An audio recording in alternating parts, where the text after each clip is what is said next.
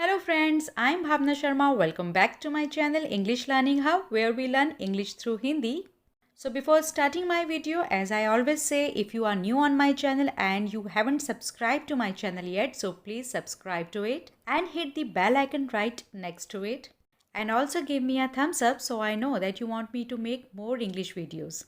And now, without any further delay, let's jump to the video.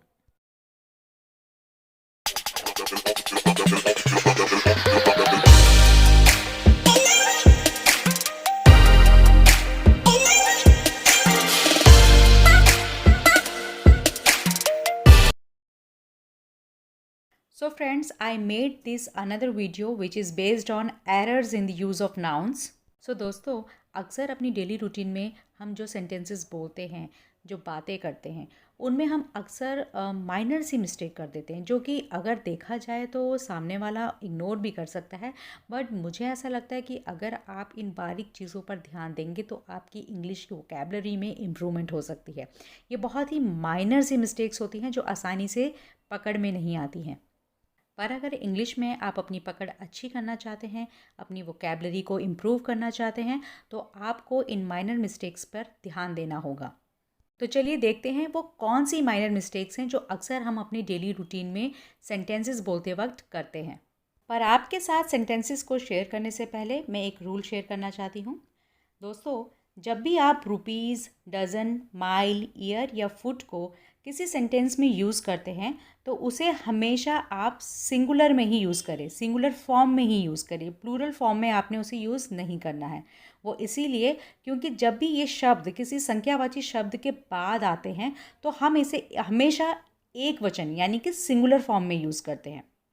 For example, अगर आपको किसी को ये कहना हो कि आपके पास 5 रुपये का नोट है तो उसे आप इंग्लिश में कैसे कहेंगे? आप कहेंगे आई have a 5 rupees note, right? पर दोस्तों, ये सेंटेंस बिल्कुल गलत है। आपने ये नहीं बोलना है I have a 5 rupees note, बल्कि उसकी जगह पर आपको बोलना चाहिए आई have a 5 rupee note. 5 rupee note आपने इसलिए बोलना है क्योंकि यहाँ पर आपने एक नंबर मेंशन किया है। आपने बताया है कि आपके पास कितने रुपए हैं। आई हैव अ 5 रुपी नोट। तो आपने देखा कि आपने रुपीज़ से पहले एक संख्या बताई है, इसीलिए आपने यहाँ पर रुपीज़ ना बोलकर रुपी बोलना है। आपने बोलना है I have a 5 rupee note. Let's see another example. We bought 2 dozens pencil. We bought 2 dozens pencil. This sentence is also wrong. आपने ऐसे नहीं बोलना है। आपने कहना है we bought 2 dozen pencils. We bought 2 dozen pencils. Friends, आपने देखा कि यहाँ पे भी डज़न से पहले एक न्यूमरल यानी कि एक संख्यावाची शब्द दे रखा है, तो आपने यहाँ पर भी डजन्स नहीं लगाना है बल्कि डज़न ही बोलना है। उसे प्लूरल फॉर्म में आप प्रेजेंट नहीं करेंगे, सिर्फ सिंगुलर फॉर्म में ही उसे यूज़ करेंगे। Let's see another example. He ran in a 2 miles race. He ran in a 2 miles race. So this sentence is again wrong. You don't say he ran in a 2 miles race. You say he ran in a 2-mile race. He ran in a 2-mile race. Miles नहीं बोलना है, mile बोलना है। Singular form में present करना है। चलिए एक और एग्जाम्पल देखते हैं। सृष्टि is a 15 years old girl। अब आपने कहा कि सृष्टि जो है वो 15 साल की लड़की है। Srishti is a 15 years old girl. तो दोस्तों, ये सेंटेंस भी बिल्कुल गलत है। आपने कभी भी ईयर्स नहीं बोलना है, आपने बोलना है ईयर, क्योंकि ईयर से पहले आपने एक नंबर मेंशन किया है, एक संख्या मेंशन की है, तो इसीलिए वहाँ पर आप ईयर्स मेंशन नहीं करेंगे, आपने सिर्फ ईयर बोलना है। सो सेंटेंस बनेगा Srishti is a 15 year old girl. Srishti is a 15 year old girl. Let's see another example. It's a 3 feet rule. It's a 3 feet rule. ये सेंटेंस गलत है। आपने ऐसा नहीं कहना है। आपने कहना है It's a 3 foot rule. It's a 3 foot rule. Don't say 3 feet rule. Say It's a 3 foot rule. चलिए अब देखते हैं रूल नंबर 2 को।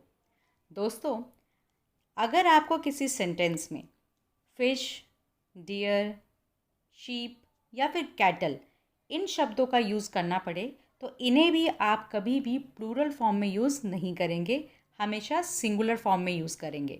और वो इसलिए क्योंकि फ़िश, डियर, शीप या फिर कैटल, ये जो पशु हैं, ये सारे के सारे पशु बहुवचन के अर्थ में भी एक वचन में ही प्रयोग होते हैं। चलिए कुछ एग्जाम्पल्स के साथ इन्हें समझने की कोशिश करते हैं। So first example is the fisherman catches many fishes in the pond. The fisherman catches many fishes in the pond. ये सेंटेंस बिल्कुल गलत है। आपने बोलना है the fisherman catches many fish in the pond. Fishes नहीं बोलना है, फिश बोलना है। The fisherman catches many fish in the pond. तो आपने देखा कि यहाँ पर मैंने फिशेस ना बोलकर फ़िश यूज़ किया है, और फ़िश जो है वो अपने आप में ही सिंगुलर फॉर्म को प्रेजेंट कर रही है, यानी कि वो बहुवचन के अर्थ में भी एक वचन के ही रूप में यूज़ हो रही है। सो नेक्स्ट टाइम से जब भी आपने इस तरह के सेंटेंसेस बोलने हो तो कभी भी आप वहाँ पर फिशेस नहीं बोलेंगे, फ़िश बोलेंगे। चलिए एक और एग्जाम्पल देखते हैं। आई saw many sheeps and dears in the जंगल। मैंने जंगल में बहुत सी भेड़ें और बहुत से हिरन देखे। तो यहाँ पर आपने शीप्स और डियर्स नहीं बोलना है, आपने बोलना है I saw many sheep and deer in the jungle. I saw many sheep and deer in the jungle. Sheeps and deers नहीं बोलना है, आपने बोलना है I saw many sheep and deer in the jungle. Let's see another example. The cattles are returning to the village. The cattles का मतलब होता है पशु। The cattles are returning to the village. जो पशु हैं वो गांव में वापस आ रहे हैं। The cattles are returning to the village. ये सेंटेंस बिल्कुल गलत है। आपने इसे ऐसे नहीं कहना है, बल्कि आपको कहना है The cattle is returning to the village. So friends, ये थे हमारे errors in the use of nouns, जो कि अक्सर हम सेंटेंसेस में बोलते वक्त करते हैं या फिर लिखते वक्त करते हैं।